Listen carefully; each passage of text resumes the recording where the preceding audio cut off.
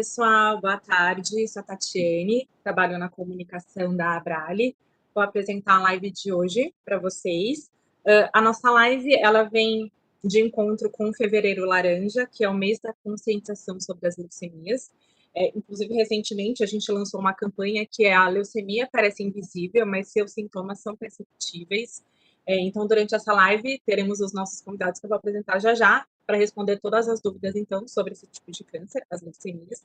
Vou aproveitar também para lembrar a todos que, por conta da pandemia, inclusive agora do aumento de casos por conta do coronavírus, a nossa equipe continua trabalhando à distância, mas os nossos atendimentos estão acontecendo normalmente, então, se você estiver precisando de algum tipo de apoio psicológico ou querendo tirar algumas dúvidas sobre o seu tratamento, enfim, entre em contato com a Abrale no nosso telefone, que é o 11 3149-5190, ou também pelo e-mail abrale@abrale.org.br, e também tem o nosso site, lá você encontra todas as informações, não só sobre o nosso trabalho, como todos os tipos de câncer do sangue também, que é o www.abrale.org.br. Agora sim, então, eu vou apresentar os nossos convidados. Hoje nós estamos aqui com o Dr. Nelson Rameschlack. Ele é coordenador do setor de oncohematologia do Hospital Israelita Albert Einstein e também presidente da Sociedade Brasileira de Transplante de Medula Óssea, a SBTMO. E também estamos com o Dr. Renato Tavares, que é chefe do serviço de hematologia do Hospital das Clínicas da UFG. Boa tarde, doutores. Obrigada pela participação na nossa live de hoje. Então, eu vou começar as minhas perguntas, vou direcionar então a primeira para o Dr. Nelson. Doutor, eu queria, já para a gente começar a live, entender o que são as leucemias. Bom, em primeiro lugar, Tati, muito obrigado pelo convite, obrigado à Abrale por estar aqui, né? E leucemia é um câncer do sangue, né? Na verdade, ela vem, o alemão chamava de leucemia, vinha de célula branca, né? De glóbulo branco, e esses glóbulos brancos começam a se multiplicar de uma forma errada, anômala, cancerígena, e todas as vezes que isso acontece, você coloca esse nome leucemia. E é muito importante que as pessoas saibam que existem vários tipos de leucemias. Então, nem todo mundo tem a mesma doença, e às vezes uma mesma pessoa com a mesma doença tem manifestações diferentes. Perfeito. Doutor Renato, uma curiosidade sobre as leucemias é que o sangue do paciente pode ficar branco. Eu queria entender se é isso mesmo, se o sangue fica branco, e se sim, por que isso acontece? Queria agradecer o convite também, muito obrigado por estar aqui, é uma honra. Então, na verdade, se tem esse conceito, porque quando se descreveu a primeira leucemia, era a leucemia mieloide crônica, e se observou num sangue centrifugado uma camada branca, que era correspondente aos leucócitos muito aumentados, e daí se veio essa ideia de que o sangue seria branco, né? Mas, na verdade, o sangue não muda de cor, ele só tem uma quantidade maior de leucócitos em algumas leucemias, na maioria delas, de número variável, e isso trouxe esse conceito, mas o sangue, ele continua vermelho. Ok. Doutor Nelson, o senhor acabou de comentar que as leucemias são doenças diferentes, né? Então, a gente, inclusive, pode dividir em leucemias agudas e leucemias crônicas. Eu queria, então, que o senhor explicasse um pouquinho, né, cada uma delas, por favor. Bom, eu acho que a principal diferença que tem entre as leucemias crônicas e as leucemias agudas é a maturidade da célula. Quer dizer, as células na leucemia crônica são células maduras e, portanto, são células funcionantes. Então, são doenças muito mais insidiosas. Geralmente, às vezes, o paciente descobre apenas um exame de sangue, não tem sintomas, muitas vezes, né? Algumas vezes sim. Enquanto nas leucemias agudas, essas células elas não são maduras, elas são imaturas, elas são não funcionantes, e, portanto, esses pacientes, e elas crescem muito mais rapidamente. Então, esses pacientes normalmente procuram o médico, sim, por sintomas. Também essas leucemias crônicas e agudas, elas também costumam ser divididas pelo tipo de glóbulo branco que está envolvido. Então, existem vários tipos de glóbulos brancos, mas os principais são aqueles que a gente chama de linhagem mieloide e os que são de linhagem linfóide, né? E, portanto, você separa as leucemias nos grupos de mieloides e linfóides. Portanto, os pacientes podem ter, na sua maioria, é óbvio que tem outras leucemias, mas nessas mais frequentes, eles se dividem entre pacientes com leucemia mieloide crônica ou leucemia mieloide aguda, linfóide crônica ou linfóide aguda. Tá, perfeito. Doutor Renato, quando a gente fala sobre leucemias agudas, os blastos me parece que sempre vão estar presentes, né? Não sei se o senhor me corrige se eu estiver errada, mas eu queria saber se blastos também podem estar presentes em pacientes com leucemias crônicas. Sim. Então, como o Nelson bem explicou, a característica das leucemias agudas são as células imaturas, que são os blastos.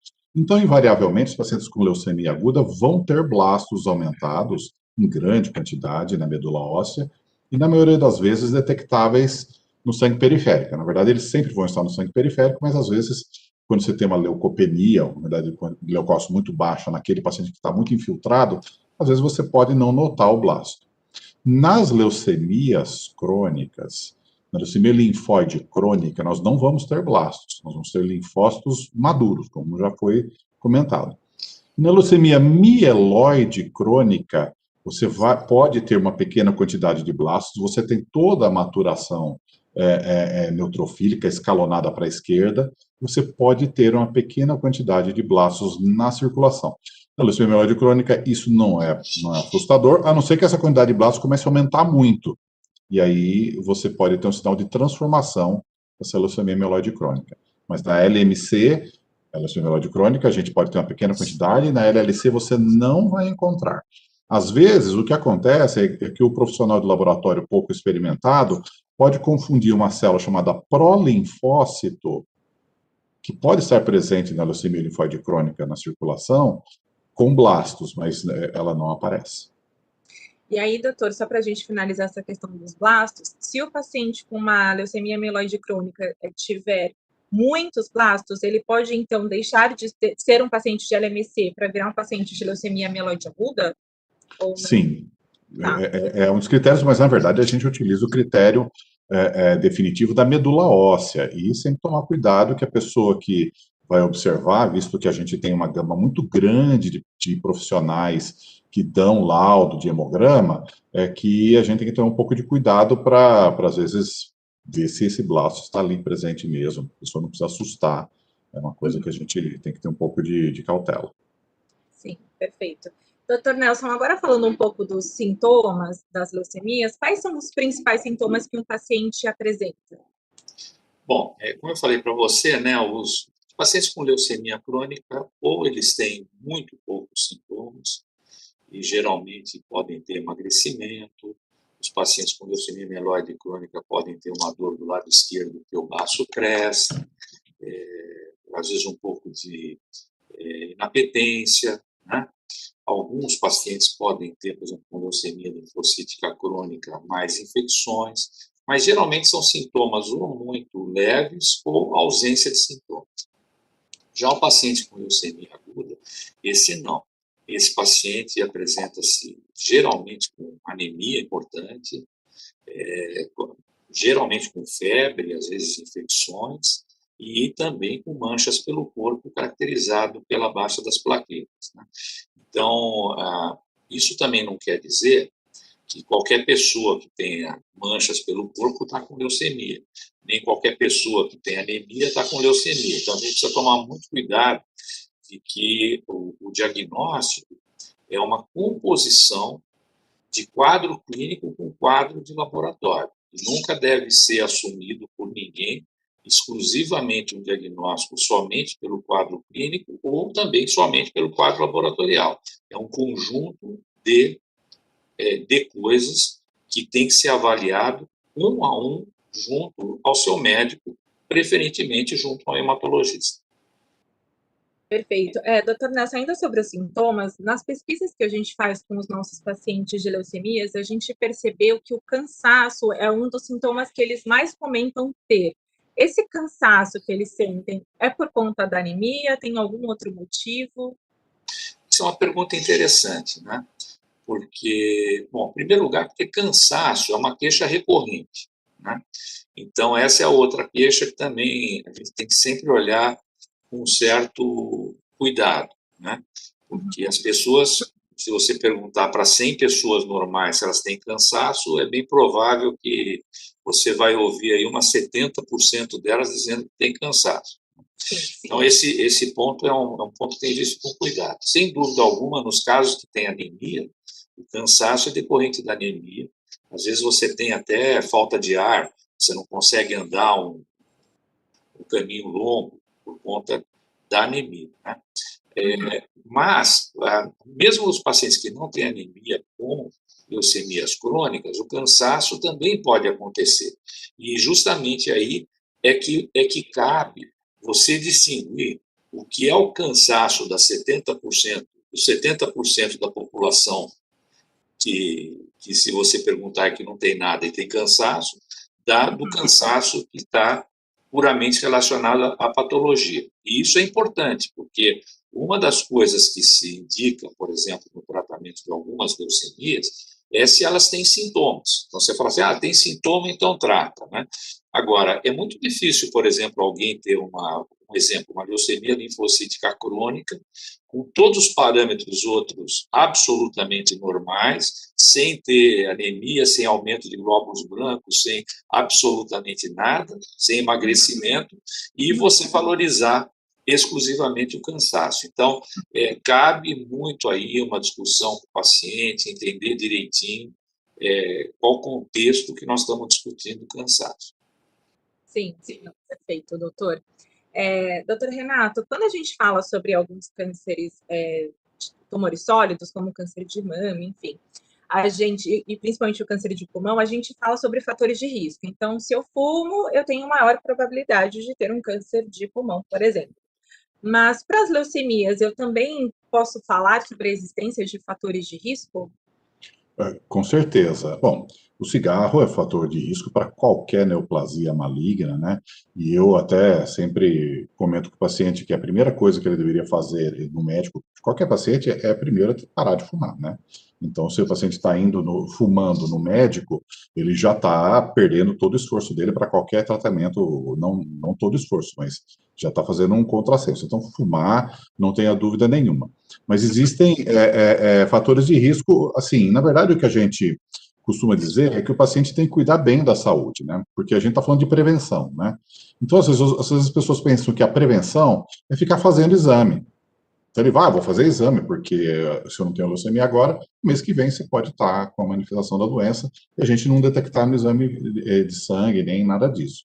Então, o fator de risco principal é a saúde como um todo. Existem outros fatores precipitantes, outras doenças, como, por exemplo, doenças pré-existentes, como síndrome mielodisplásica, outras neoplasias malignas, principalmente que foram submetidas à quimioterapia, infecções virais, síndrome de Down, doenças outras genéticas. A gente pode ter também pacientes que sofreram radioterapia. Então, existem esses fatores, mas normalmente o que a gente recomenda para prevenção é que a pessoa cuide bem da sua saúde, né? Sono para tudo, né? Sono regular, alimentação adequada, atividade física, evitar de fumar, beber pouco, se possível não beber, mas seria isso. E as outras doenças que são predisponentes e situações de tratamento também. Perfeito. Doutor Nelson, na Abrale, uma das bandeiras que a gente levanta é o diagnóstico precoce das leucemias, né?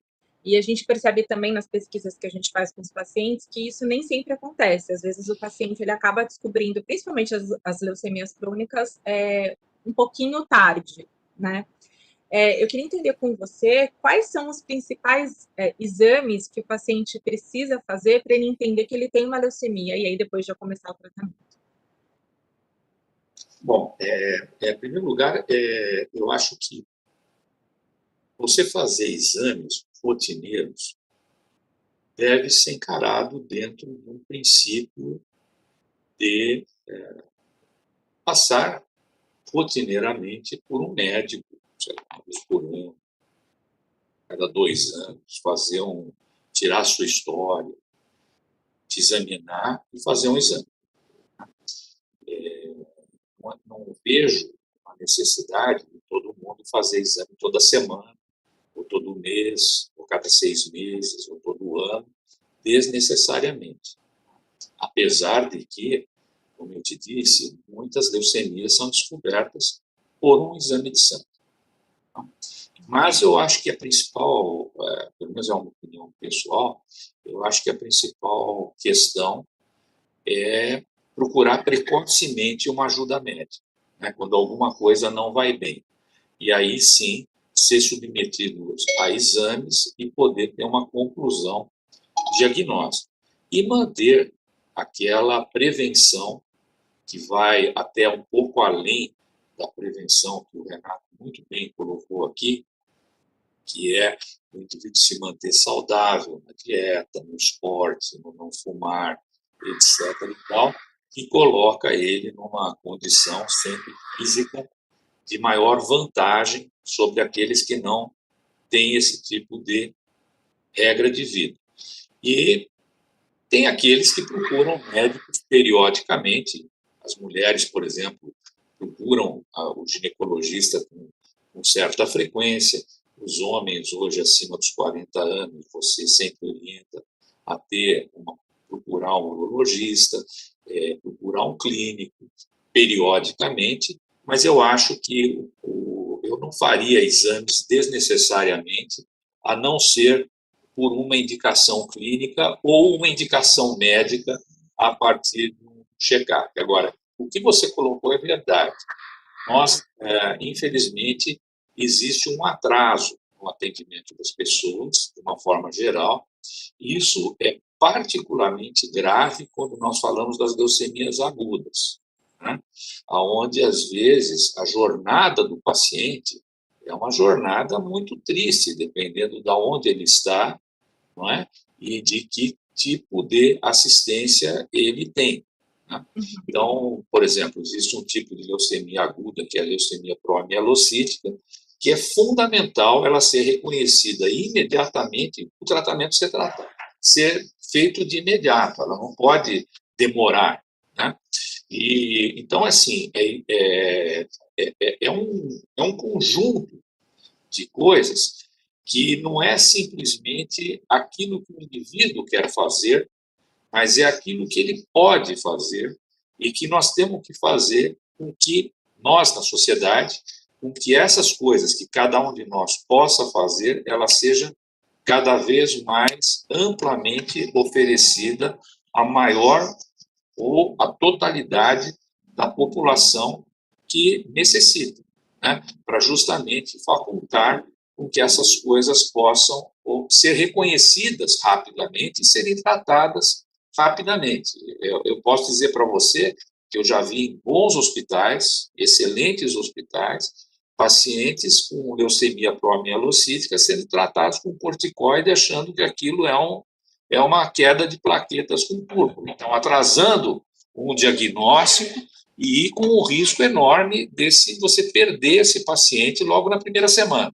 Então, é fundamental o sistema de saúde estar atento para o diagnóstico da leucemia. Perfeito. Realmente é, de fato, muito importante. Doutor Renato, as leucemias, por conta da quantidade de casos anuais, elas já são consideradas um tipo de doença rara, né, se comparado a outros tipos de câncer. Mas ainda dentro das leucemias existem subtipos que são mais raros ainda, né? Então eu queria entender com você se desse grupo, de fato, seriam a LMMC e a leucemia bifenotípica as mais raras ainda. A LMMC é bastante rara, ela é bem infrequente, né? Isso, inclusive, às vezes atrasa o diagnóstico, dificulta o diagnóstico, muitas vezes a pessoa não lembra ou acaba não pensando nela, né? Embora o hematologista sempre tenha isso no seu radar, mas isso pode acontecer. e dificulta também os estudos, né? Porque quando você tem poucos casos, você consegue, a sua capacidade de desenhar e desenvolver estudos randomizados é bem menor. Então, ela é rara. Na verdade, a bifenotípica, que a gente está se referindo, é seria vamos dizer, é uma caracterização antigênica e imunológica da leucemia, não seria uma leucemia, uma entidade própria, assim, em si, né? Mas essas são raras. E realmente todas as leucemias não são frequentes. Então, muitas pessoas às vezes ficam assustadas, achando, eu tenho anemia, vou desenvolver leucemia, mas um parente teve leucemia, tem que ficar fazendo exame. Então, anemia não dá leucemia. Leucemia que dá anemia. Então, o Nelson falou muito bem dos exames, né? E eu queria até acrescentar uma coisa. Quem não sabe o que procura, não consegue interpretar o que acha. Então, a pessoa fica pedindo um monte de exame, na hora que você pega o negócio, você não sabe o que você vai fazer com aquilo. Fica pedindo um monte de exame, vitamina D, essas coisas, vem alterado, o cara não sabe o que é aquilo, e a gente tem que tomar muito cuidado. Mas essas leucemias são raras, mas as outras também não são frequentes.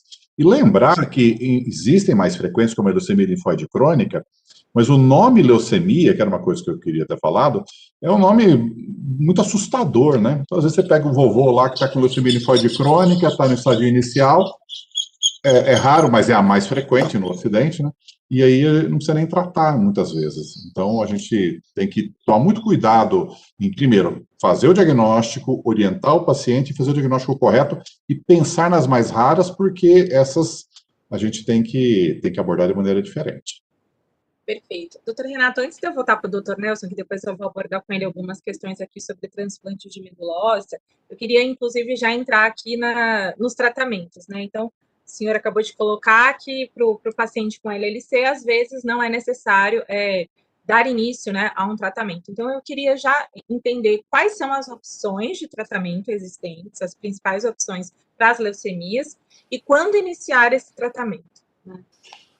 Bom, de uma maneira bem geral, assim, né, e direta, que a gente poderia fazer algumas máximas, né? Então, leucemia aguda é sinônimo de quimioterapia e talvez transplante de medula óssea.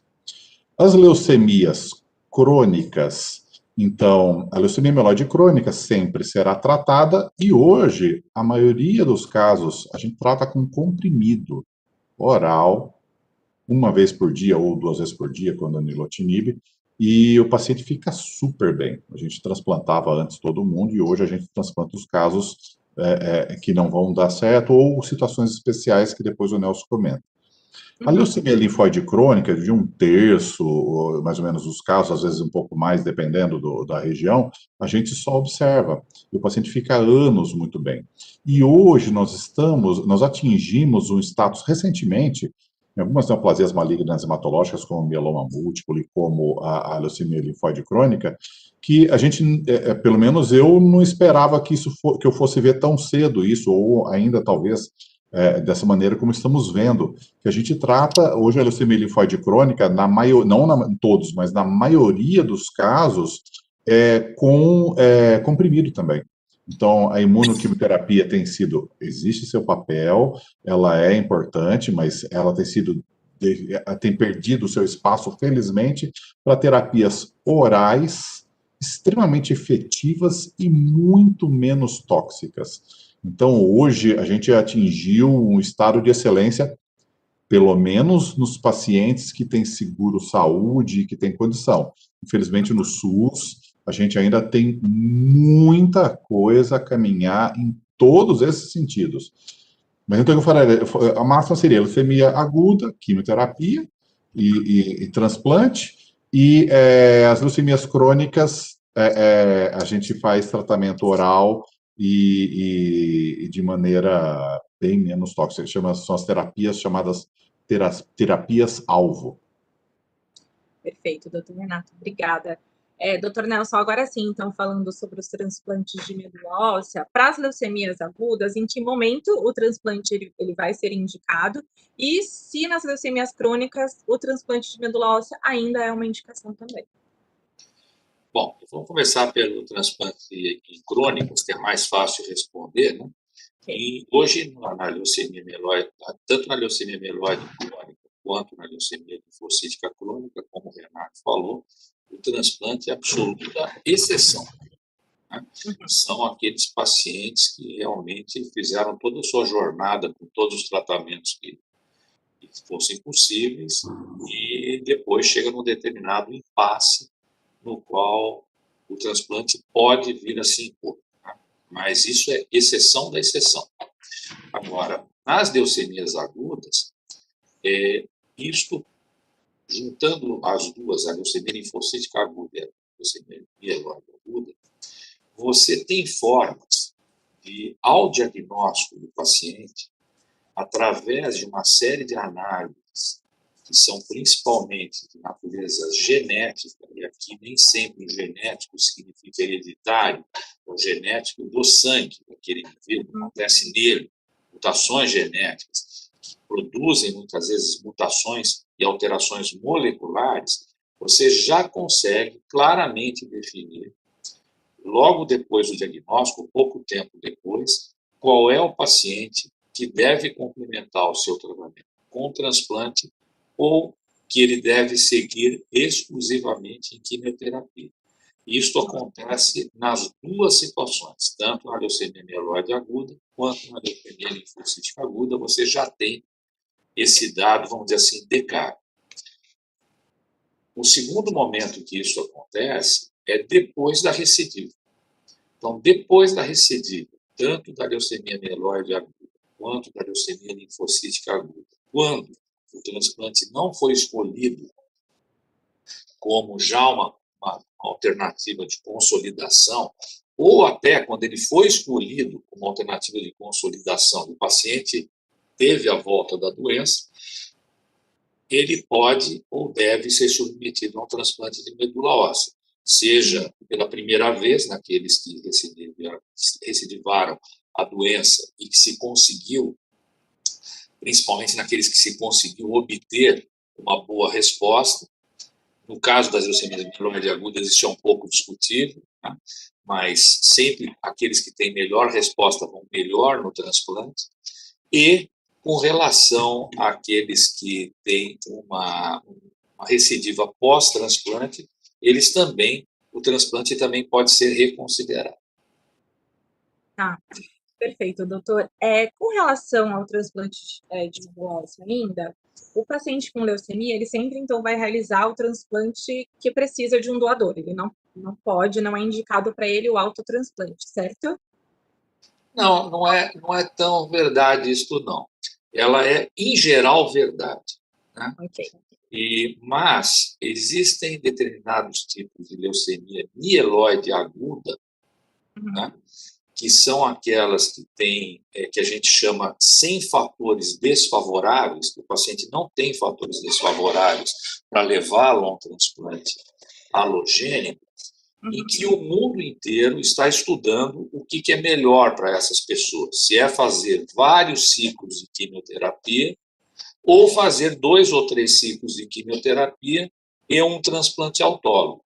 Isso tem sido objeto de estudo no mundo inteiro, principalmente na Europa, menos nos Estados Unidos, e inclusive de investigadores brasileiros. O Dr. Eduardo Rego, por exemplo, tem um estudo no Brasil que está tentando responder exatamente esse questionamento. Ai, que interessante.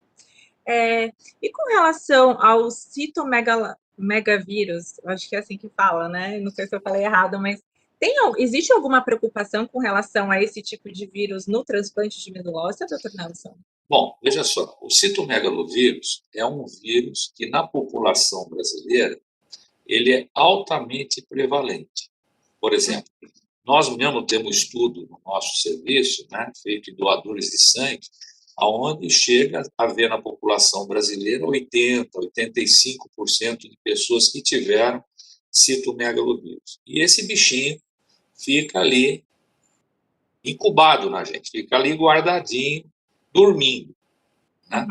E quando nós temos uma deficiência de imunidade, e uma das principais causas de deficiência de imunidade é o transplante de medula e o transplante de órgão sólido, né? Esse bichinho se ele se reapresenta, né?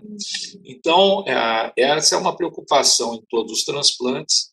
Para isso, hoje existem condutas que são chamadas preemptivas. Esse nome não é muito conhecido da população, mas significa o seguinte: são pessoas que você, através de determinados dados de laboratório do indivíduo, você chega à conclusão de que ele possa vir apresentar uma doença. Então, antes que ele apresente a doença, você trata, né? E hoje nós temos já tratamentos preventivos eficazes com baixo risco. Então, acabou de ser aprovado pela Anvisa, por exemplo, uma medicação que você pode utilizar no transplante para prevenir o citomegalovírus no transplante. Perfeito. Por falar em vírus, é claro que eu não poderia deixar de fazer essa pergunta aqui com relação à Covid-19, com relação ao coronavírus, né? A gente já conversou bastante lá atrás, quando o vírus surgiu, quando a pandemia começou. A gente tem a impressão aqui no Brasil que a pandemia já foi embora, né? Porque, enfim, as pessoas voltaram a aglomerar, voltaram a sair, voltaram a viver normalmente. Mas com relação à saúde e, obviamente, especificamente aos pacientes de leucemias, como é que está essa questão? E aí eu acho que a pergunta vai para os dois, né? No centro de tratamento de vocês notaram alguma mudança na parte do diagnóstico? Os pacientes voltaram a fazer o tratamento? Existem interrupções? Enfim, como é que está essa questão no centro de vocês? Pode começar, acho que pelo doutor Renato, e depois a gente volta para o doutor Nelson. A gente teve impacto em todos os atendimentos médicos em geral, né? Então, os pacientes, no começo, realmente começaram a demorar a procurar, a gente teve um certo atraso nos tratamentos. Veja que no caso das leucemias, nos casos das leucemias agudas, é um tratamento de urgência, né? Então, não tem como. Você fez o diagnóstico de leucemia aguda, você tem que tratar o quanto antes, porque isso impacta diretamente na sobrevida do paciente. Então, nesse sentido, a gente não atrasou nenhum tratamento. O paciente pode não ter chegado ao serviço, ele pode não ter chegado, demorado para chegar, mas quando ele chegou, a gente não fez nada. De diferente, a gente tratou da mesma maneira como a gente sempre tratou. Nas outras neoplasias malignas hematológicas mais indolentes, onde a gente poderia esperar um pouco para começar a tratar, como no mieloma ou no linfoma mais indolente, quando possível, a gente tentou atrasar um pouco, mas hoje a gente já tem um ano de pandemia. Então, isso não adianta, você não consegue mais adiar nada, né? E o que você falou, né? O pessoal acha que acabou, o negócio está horrível. Veja que Manaus morreu agora em 2 meses o que morreu num ano, né? Então, isso não adianta negar o negócio, que não vai resolver negar, só vai morrer mais gente. Então, a gente teve um impacto, sim. Nos pacientes com leucemia crônica, o impacto não foi tão grande aqui, porque os pacientes já tomavam a medicação e a gente pôde monitorar, a gente podia e pôde monitorar um pouco mais à distância, então a gente diminuiu um pouco os retornos e fez mais atendimento de telemedicina, mas talvez para os novos tenha atrasado um pouco, mas para os antigos a gente não teve muito impacto nesse sentido. Perfeito. Doutor Nelson, como é que está, então, agora, né, a situação do tratamento no Einstein? Não, eu acho que o Renato respondeu muito bem toda a questão com relação ao paciente em geral. Então, eu vou falar um pouquinho para vocês do que está acontecendo no cenário do transplante, né? Ok. Que, basicamente, é um cenário onde nós estamos, sempre que possível, postergando determinados tipos de transplante. Exemplo, sei lá, mieloma múltiplo, a gente tem postergado o transplante desses pacientes, dentro do possível, porque, como o Renato falou, já temos um ano de epidemia, por quanto tempo você vai fazer? O Renato, por exemplo, ele é um dos grandes especialistas no nosso meio em doenças mieloproliferativas, né? Praticamente em mielofibrose e tal. Então, por exemplo, eu tenho uma lista de pacientes com mielofibrose que têm fatores de risco para o transplante, mas estão bem. Então, junto com eles, nós estamos decidindo prorrogar esse tipo de procedimento, porque a gente sabe que os pacientes que recebem transplante e são imunocomprometidos, Eles têm 3 vezes mais chance de morrer de Covid do que as demais pessoas. Então, você tem que, de alguma forma, não quer dizer que isso vai acontecer, mas quer dizer que você tem que tomar um certo cuidado nesse sentido. A gente tem prorrogado. A Sociedade Brasileira de Transplantes de Medula Óssea, junto com a doutora Clarice Machado, infectologista, nós estabelecemos, e está à disposição de todos que quiserem ver no site da sociedade, que é o www.sbtmo.org.br, as diretrizes tanto para pacientes quanto diretrizes para doadores, por exemplo, para quem vai doar medula, quais são os cuidados que a gente deve tomar. Então, e o que a gente notou foi que no ano de 2020 houve um impacto, não só no Brasil, como no mundo inteiro, em torno de uma diminuição de 30% a 35% dos transplantes que foram realizados. Então, eu acho que aqui eu vou tomar a liberdade de dizer 2 coisinhas que eu acho que são muito importantes de serem ditas, já que nós temos esse espaço para falar com as pessoas, né? Aliás, 3 coisinhas, né? A primeira, que já foi aqui muito bem dita por vocês dois, que é a questão dos cuidados que as pessoas têm que tomar, de não se aglomerarem, né? Não acabou a pandemia, de usarem máscara, lavarem as mãos, usarem álcool gel, etc. A segunda é de que as pessoas têm que ser vacinadas.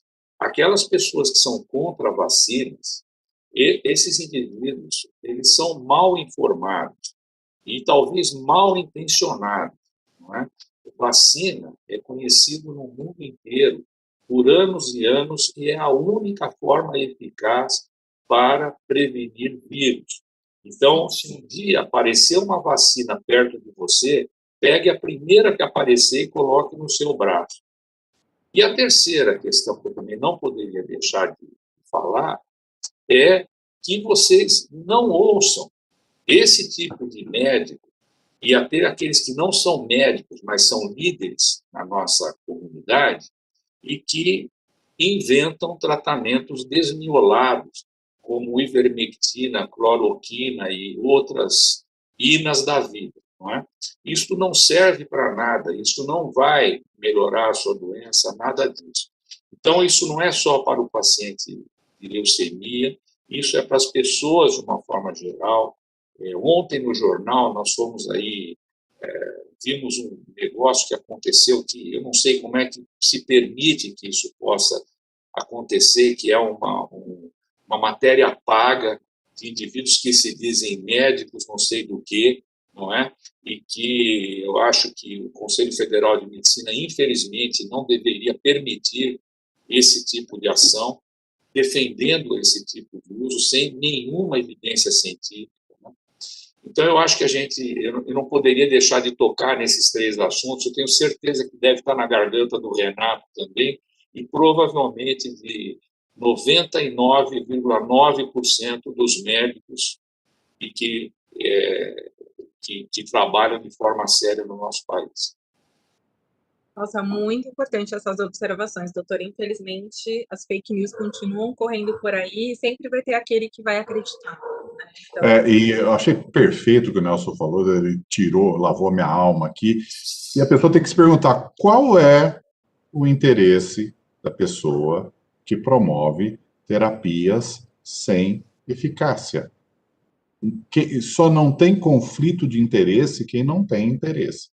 Então, a gente tem que pensar muito bem, existe um movimento político que se leva nesse sentido, existe um movimento da pessoa querer oferecer coisas que os outros não oferecem, talvez até alguns com boa intenção, mas hoje, quem se informa sabe que não tem efetividade. No começo não se sabia, hoje se sabe. Então, realmente, a gente tem que ver isso muito bem, e não existe nenhuma sociedade brasileira de infectologia, de terapia intensiva, de pneumologia, a de transplante de medula óssea, de hematologia, que apoie esse tipo de tratamento chamado tratamento precoce, nenhuma sociedade séria.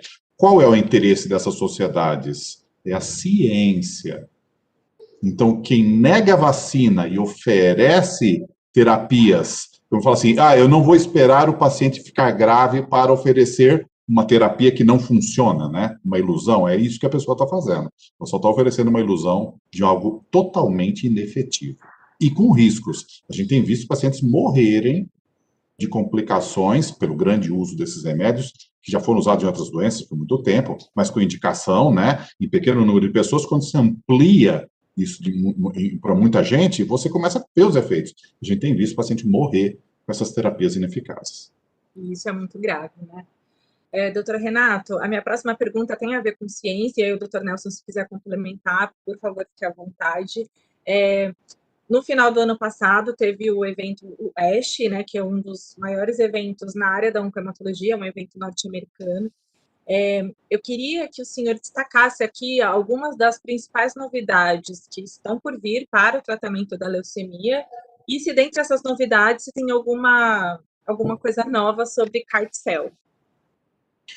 Olha, o ASH é o maior congresso de hematologia do mundo, né? E, inclusive, as novidades, até publicações e manifestações sobre as novidades e estudos são deixadas em grande parte para essa época justamente por causa do impacto do congresso.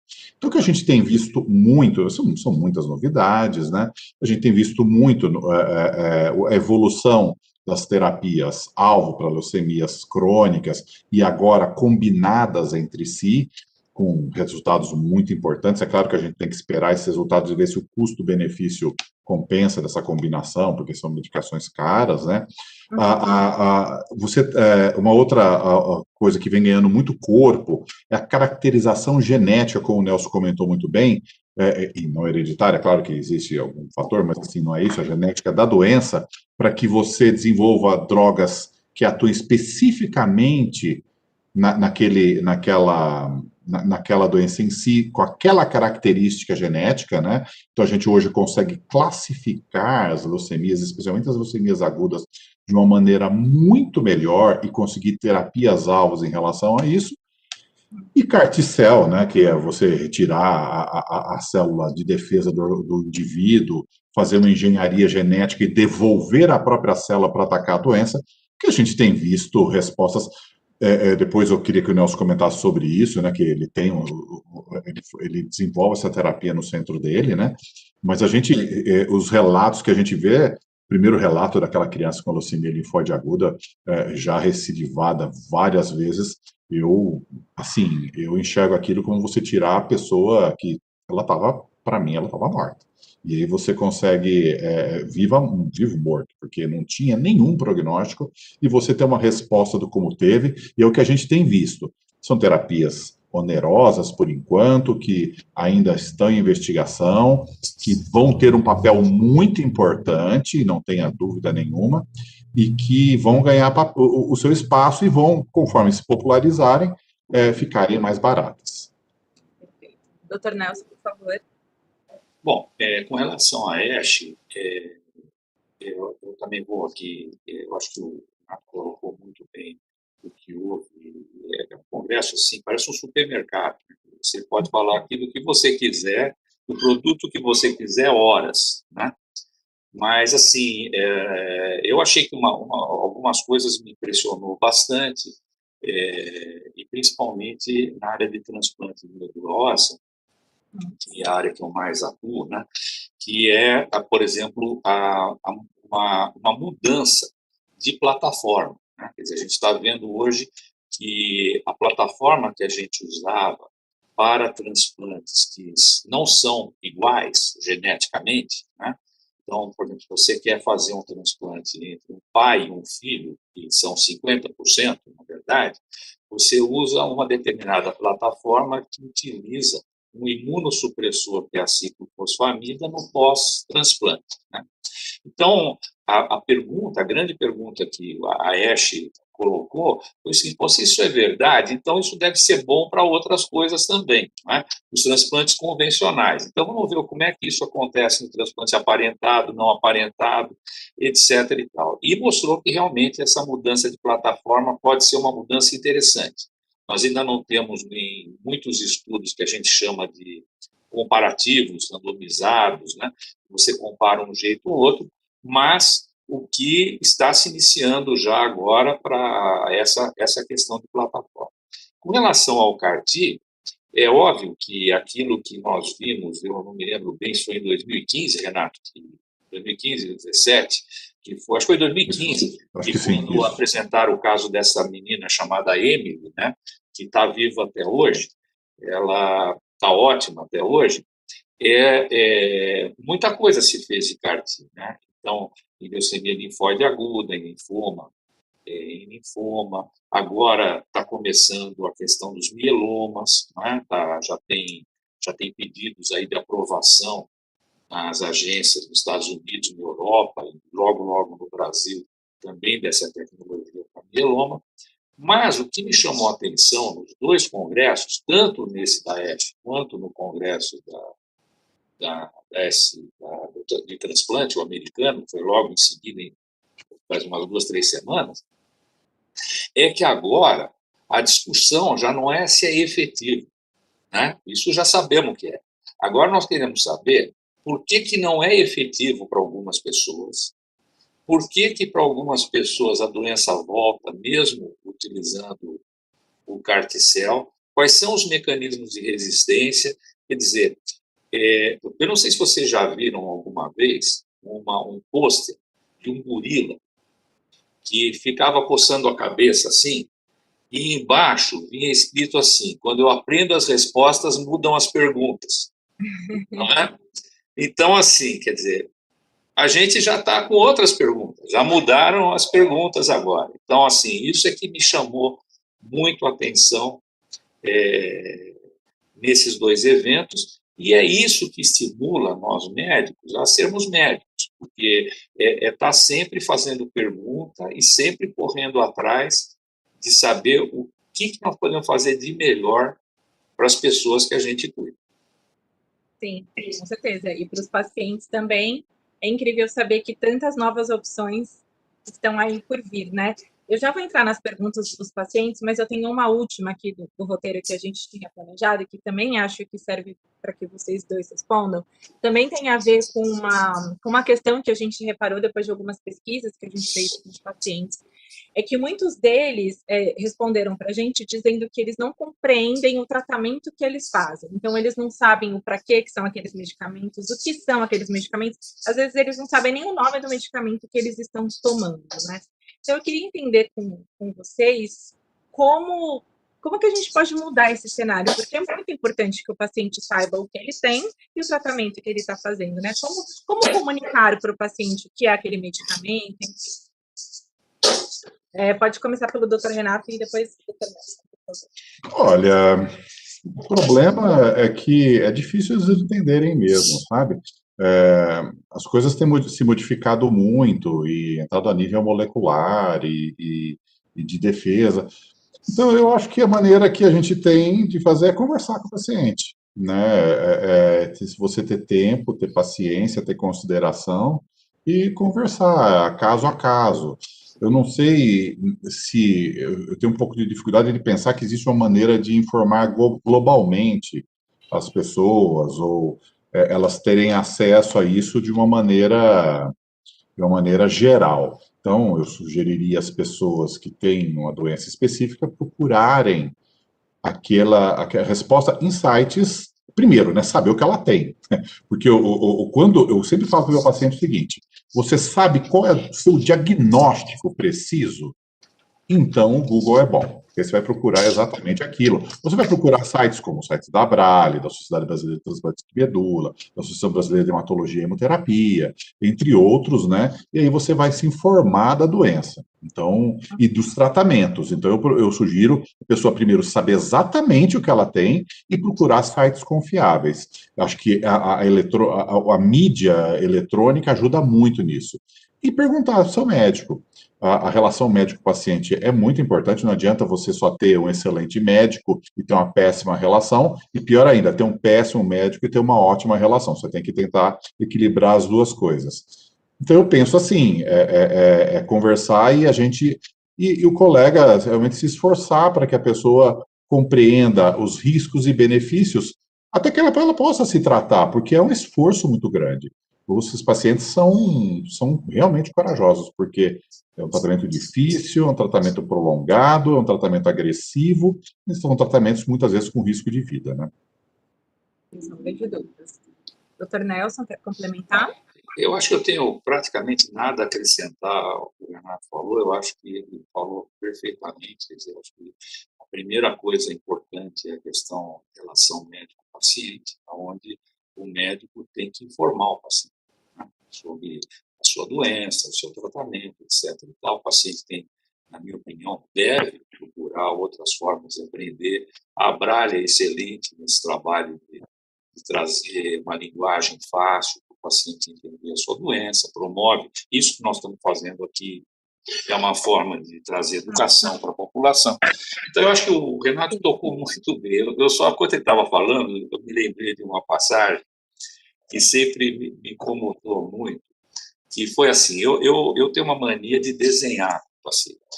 Então, por exemplo, eu pego um papel, na minha mesa já tem um papelão grande lá, que eu vou fazendo desenho para explicar o que o paciente tem. E aí eu me lembrei de uma passagem engraçada que eu falei para uma senhora que estava no consultório, eu falei, eu vou desenhar para a senhora. E a mulher ficou possessa. Ela falou, o senhor acha que eu sou ignorante? Não é? Eu não preciso que desenhe para mim. Aquilo que o senhor falar para mim, eu vou entender. Não é? Então, entendeu muitas vezes o ato da gente querer até extrapolar um pouquinho a explicação, fazer um desenho, etc., de uma forma, quando o Renato estava falando, eu sempre explico muito bem, aí eu me lembrei dessa passagem que foi muito engraçada, mas, na verdade, foi a única engraçada. Infelizmente, todas as outras foram bem-vindas, e essa, logicamente, depois eu expliquei que não era isso, que o meu objetivo era realmente instruí-la e tal. Mas eu acho que é fundamental tudo isso que o Renato falou, eu endosso completamente. Perfeito. Bom, então agora eu vou começar aqui com as perguntas que chegaram para a gente do pessoal que está assistindo. Eu vou começar pela pergunta do Ering Domingues. Boa tarde. Teria como explicar o tratamento para LLA em crianças abaixo de 5 anos, em todas as fases? Muito obrigado. Quem gostaria de responder sobre isso? Posso responder? Bom, eu posso responder até porque durante uma época da minha vida, antes de ter o Vicente Oddoni na minha vida, eu fazia crianças e adultos, né? Depois eu acabei fazendo só adultos e hoje eu faço adultos e crianças eu faço os transplantes junto com os adultos. Mas na época eu fiz muito atendimento de criança e, obviamente, você tem na LLA, você tem o chamado tratamento clássico.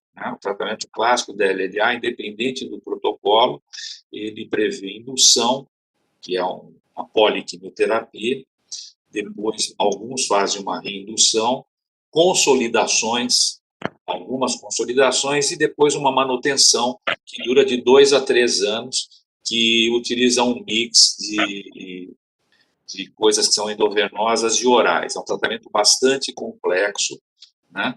E que eu me lembro, uma das coisas que sempre a gente discutiu é que, como a leucemia linfóide aguda na criança, o êxito é enorme, quer dizer, acima de 85% das crianças ficam curadas, sempre se discutiu que isto se deve a se seguir estritamente um protocolo e que o oncologista pediátrico, o hematologista pediátrico são iguais, funcionam igual ao ambiente militar, são generais. Se a quimioterapia cai no domingo, é feito no domingo, exatamente naquele dia, é feriado, é Natal, seja lá o que for. O hematologista do adulto, às vezes, fala assim, é domingo, faz segunda-feira. Né? Então, eles são estritos nos protocolos, são protocolos extremamente complexos. Hoje, estão surgindo novas abordagens no tratamento da leucemia linfóide aguda. Então, que são terapias-alvo. Né?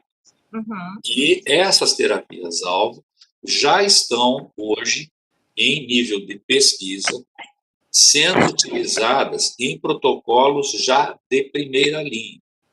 elas já são hoje utilizadas em protocolos de segunda linha, né? Quer dizer, pacientes que recidivam e assim por diante.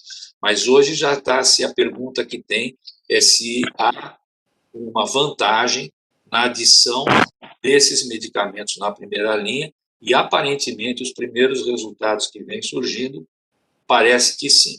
É óbvio que nós vamos cair aqui numa questão também de farmacoeconomia, como o Renato já muito bem abordou aqui, que é a questão de como é que a gente fica utilizando uma, duas terapêuticas mais caras, mas a verdade é que, aparentemente, para o futuro, nós vamos ter aí mudanças no tratamento da leucemia da infância. Perfeito. Então, a próxima pergunta eu vou fazer para o Dr. Renato, é do André Timóteo. O tratamento das leucemias ou linfomas são mais agressivos do que os dos cânceres sólidos? Então, é claro que existem doenças e doenças, né? Mas normalmente o hematologista é conhecido por utilizar medicamentos, tratamentos quimioterápicos muito mais agressivos e com complicações muito maiores do que a maioria dos tumores sólidos. Veja que é difícil você comparar essas áreas porque são doenças distintas, inclusive em oncologia.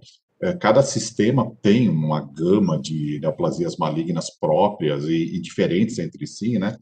Mas a gente tem, assim, a gente brinca, a gente tem uma mão muito maior para tratar com essas complicações infecciosas e complicações transfusionais, de anemia, de sangramento, outras toxicidades. Então, a gente não são todas as doenças, mas em leucemias agudas, especialmente, e em linfomas agressivos, a gente acaba usando terapias bem mais intensas. Algumas a gente até classifica como subletais, em que a gente controla a doença e a gente explora ao máximo a toxicidade desses medicamentos, porque o que a gente tem que sempre balancear é o tratar a doença o mais intensamente possível, preservando a vida e as condições clínicas do indivíduo. Então, é um balanço muito interessante. A gente que é hematologista é apaixonado por isso, né? E esse é que é o grande elan da nossa especialidade. É você contrabalancear isso e atingir o melhor resultado possível. Então, sim, a gente tem, em muitas situações, não são todas, mas em muitas situações, tratamentos mais intensos. Perfeito. Doutor Nelson, a próxima pergunta é da Camila Pacheco. Ela perguntou, além do imatinib, existem medicamentos para utilizar em conjunto que melhora a qualidade de vida do paciente com LMC? Então, acho que ela quis saber se junto com o imatinib ou algum outro inibidor, se dá para usar um medicamento em conjunto. Acho que foi isso. A verdade é que sim, né? Em nível de pesquisa, isto existe, né?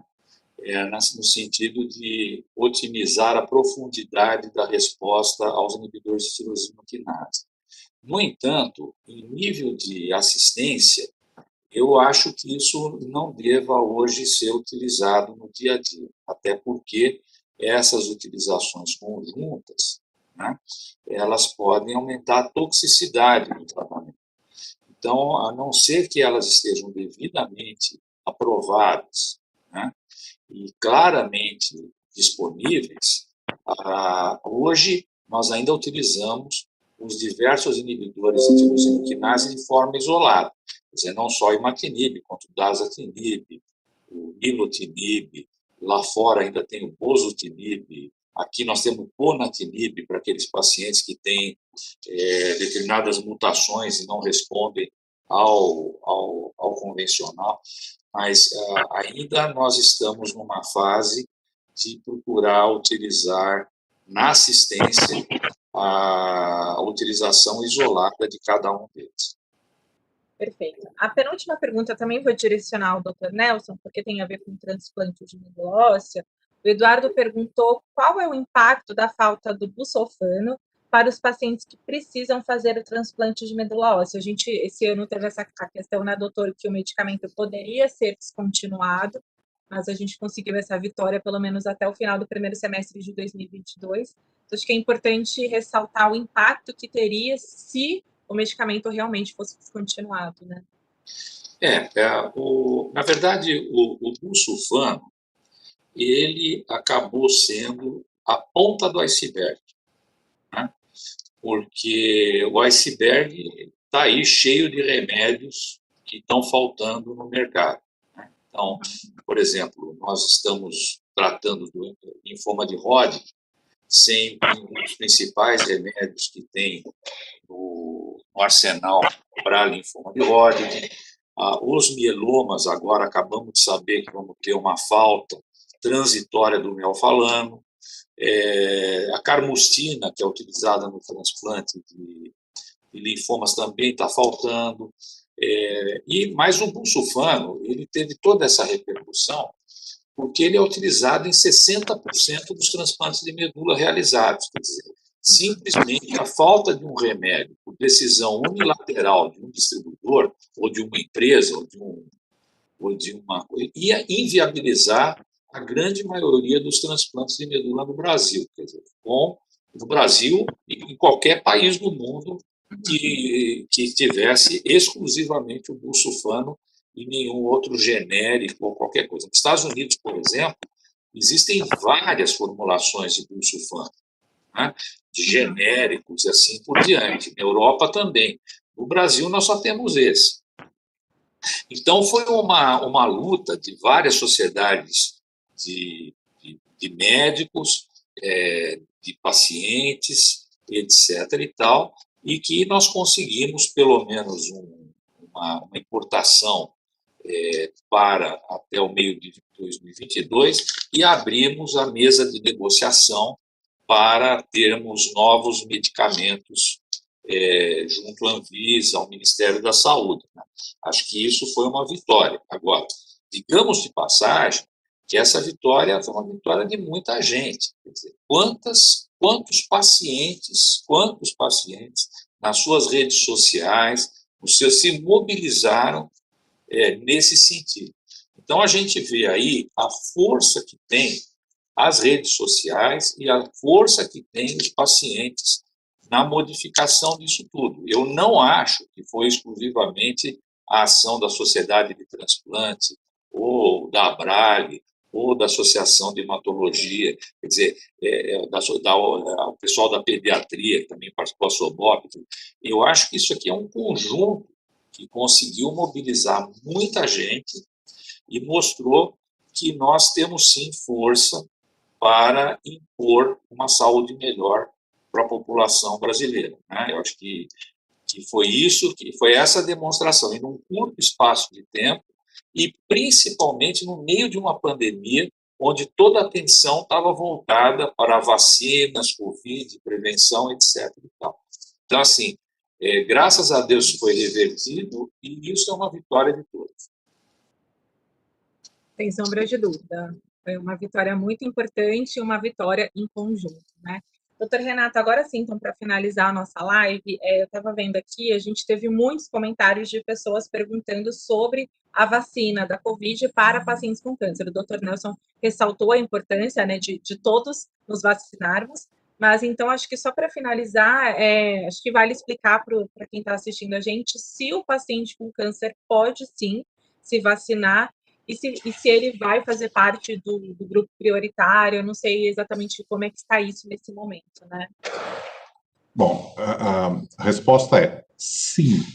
Então, hoje a gente tem as orientações para os pacientes hematológicos na BHH e para o transplante de medula na SBTMO quanto à vacina, acessíveis no site de ambas as sociedades, e sim, todos os pacientes podem vacinar.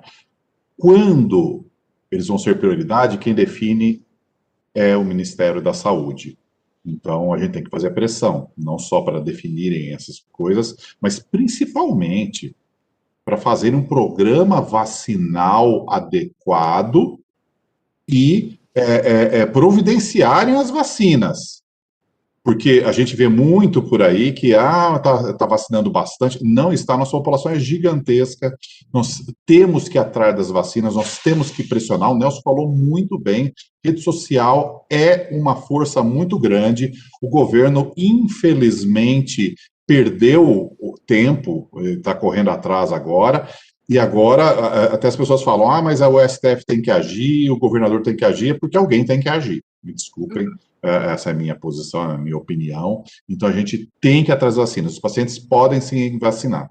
É claro que se o paciente está em quimioterapia ou está em outra situação, pela supressão do seu sistema imune, talvez a resposta possa vir não ser tão boa quanto se ele não estivesse. Mas a vacinação, ela deve ser feita e até o momento a gente não tem nenhuma contraindicação grande de vacinar pacientes oncohematológicos ou oncológicos conhecida. Perfeito. E a Abrale já está se mobilizando para a gente garantir que os pacientes estejam no grupo prioritário, né? Doutor Nelson, não sei se o senhor quer complementar alguma coisa dessa informação. Não, assim, a gente conseguiu, foi até engraçado isso aqui, porque saiu aquela primeira lista de prioridades, e a lista de prioridades eram os profissionais da saúde, os idosos e depois os transplantes de órgãos sólidos. E aí, nós da Sociedade de Transplantes ficamos muito bravos. Mas por que transplante de órgão sólido e medula óssea não? Então, nós nos mobilizamos. Também foi outra mobilização daquelas da sociedade, as pessoas, etc. e tal, a Abrale, e conseguimos reverter isso. E eu acho que deveria, sem dúvida alguma, a prioridade seguinte ser outros imunossuprimidos, né? Na minha opinião, outros grupos de risco, diabéticos, cardiopatas, etc. e tal. Essa é a minha visão. Mas eu queria dizer uma coisa para vocês, que outro dia eu fiquei pensando nisso, e foi no dia que eu tomei a minha segunda dose de vacina, né? Então, eu tenho visto aí, eu fiz a mesma coisa que todo mundo fez, e foi assim que eu tomei a segunda dose, eu tirei uma fotografia e botei no Instagram, né? Eu vejo todo mundo fazer isso, né?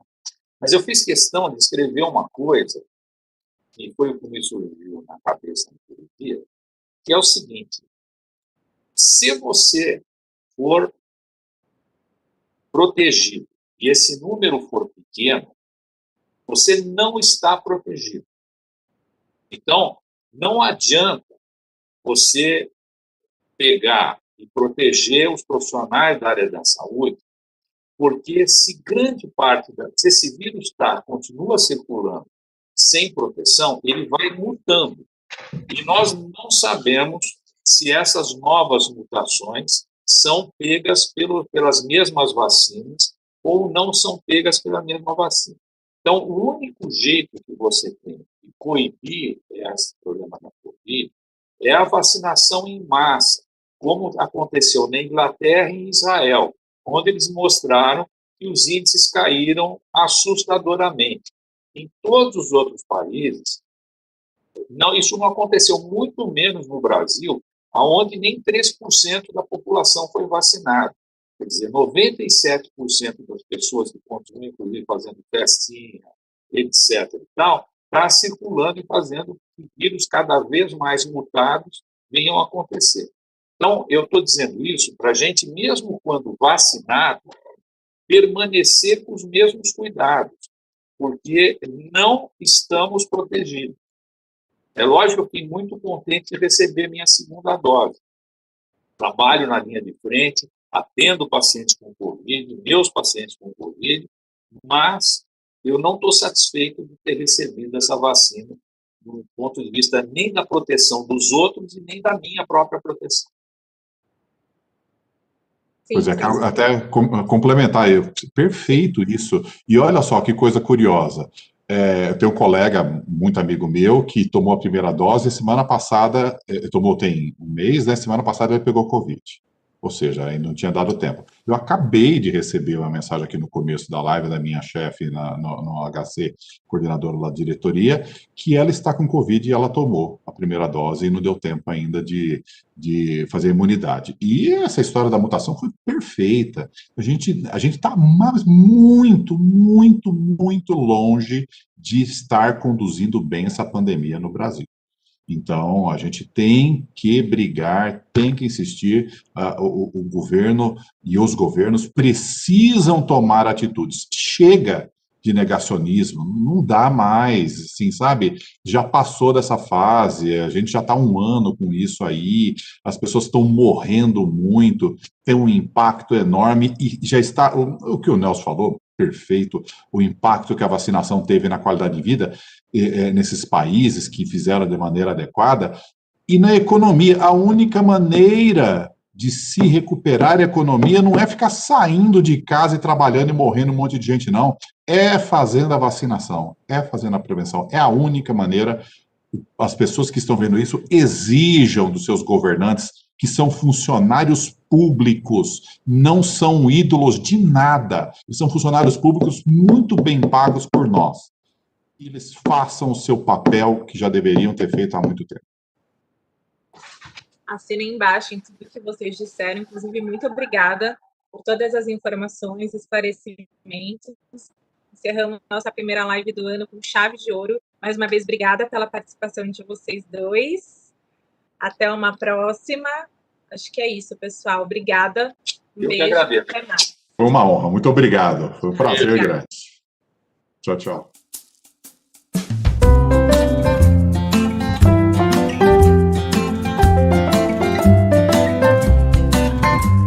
Amor e igualdade feitos pra você, Abrale pra te acolher.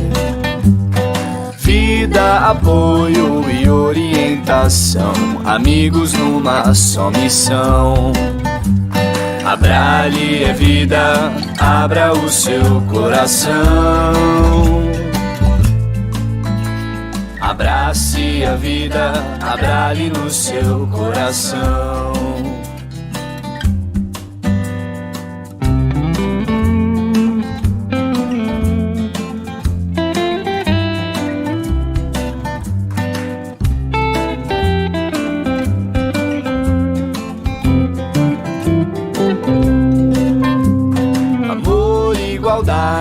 Pra te receber, Abrale junto com você. Vida, apoio e orientação, amigos numa só missão. Abrale é vida, abra o seu coração. Abrace a vida, Abrale no seu coração.